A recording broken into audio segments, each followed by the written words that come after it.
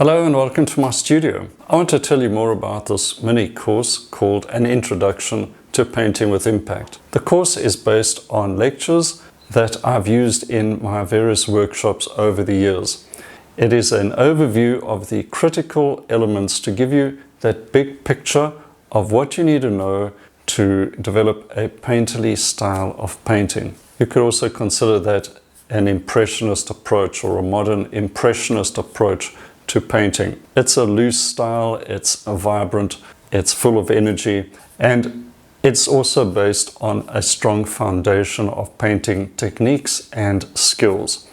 This is what this course will provide to you, an overview of all of those elements. There's a 60-page book that you can download and follow in your own time. Keep it close at hand when you are painting. I'll also explain the elements in that book in more detail during the course, and also give you lots of extra tips and bits of information that may be useful to you. Now, if you want to take this further, this is, as I said, an introduction to painting with impact.